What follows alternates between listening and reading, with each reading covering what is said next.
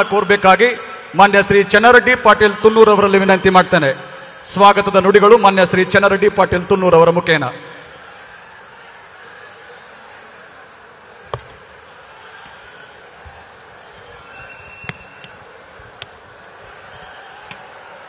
ಜಿಲ್ಲಾಡಳಿತ ಯಾದಗಿರಿ, ಜಿಲ್ಲಾ ಪಂಚಾಯತ್ ಯಾದಗಿರಿ, ಆರೋಗ್ಯ ಮತ್ತು ಕುಟುಂಬ ಕಲ್ಯಾಣ ಇಲಾಖೆ ಬೆಂಗಳೂರು ಹಾಗೂ ಕಲ್ಯಾಣ ಕರ್ನಾಟಕ ಪ್ರದೇಶ ಅಭಿವೃದ್ಧಿ ಮಂಡಳಿ ಕರ್ನಾಟಕ ಇವತ್ತಿನ ಈ ಸಮಾರಂಭದಲ್ಲಿ ಭಾಗವಹಿಸಿದಂಥ ವೇದಿಕೆ ಮೇಲಿದ್ದ ಎಲ್ಲ ಗಣ್ಯರಿಗೂ ನಮಸ್ಕರಿಸುತ್ತಾ ಹಾಗೂ ವೇದಿಕೆಯ ವಿರೋಧದಲ್ಲಿ ಇದು ಕುಳಿತಂಥ ತಮ್ಮೆಲ್ಲರಿಗೂ ವಂದಿಸುತ್ತಾ, ಭೀಮೆಯ ಸೆರಗಂಚಿನಲ್ಲಿ ಎದ್ದು ನಿಂತ ಯಾದಗಿರಿಗೆ ಇಂದು ಸಡಗರದ ಸಂಭ್ರಮದ ದಿನವೆಂದು ನಾನು ಭಾವಿಸಿದ್ದೇನೆ.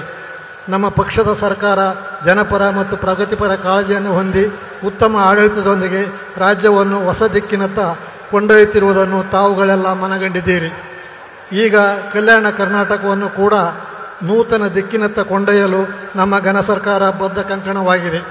ಅಂತೆಯೇ ಕಲ್ಯಾಣ ಕರ್ನಾಟಕದ 5 ಜಿಲ್ಲೆಗಳಲ್ಲಿ ಒಟ್ಟು 42 ಕಾಮಗಾರಿಗಳು 440 ಕೋಟಿ 63 ಲಕ್ಷ ಕೋಟಿಗಳಲ್ಲಿ ಕಲ್ಯಾಣ ಕರ್ನಾಟಕದ ಅಭಿವೃದ್ಧಿಗೆ ಆರೋಗ್ಯ ಆವಿಷ್ಕಾರ ಎಂಬ ಯೋಜನೆಯ ಸಮಾರಂಭಕ್ಕೆ ಚಾಲನೆ ಮತ್ತು ಬಂಜಾರ ಭವನದ ಉದ್ಘಾಟನಾ ಸಮಾರಂಭದ ಘನ ಉಪಸ್ಥಿತಿಯನ್ನು ನೀಡಲು ಆಗಮಿಸಿರುವ ನಾವು ಬದುಕುವುದು ಕೃತಿಗಳಲ್ಲಿ, ವರ್ಷಗಳಲ್ಲಿ ಅಲ್ಲ, ವಿಚಾರಗಳಲ್ಲಿ, ಉಸಿರಿನಲ್ಲಿ ಅಲ್ಲ, ಭಾವನೆಗಳಲ್ಲಿ, ಅಂಕಿಗಳಲ್ಲಿ ಅಲ್ಲ, ಎದೆ ಬಡಿತದಿಂದ ಕಾಲವನ್ನು ಲೆಕ್ಕಿಸಬೇಕು.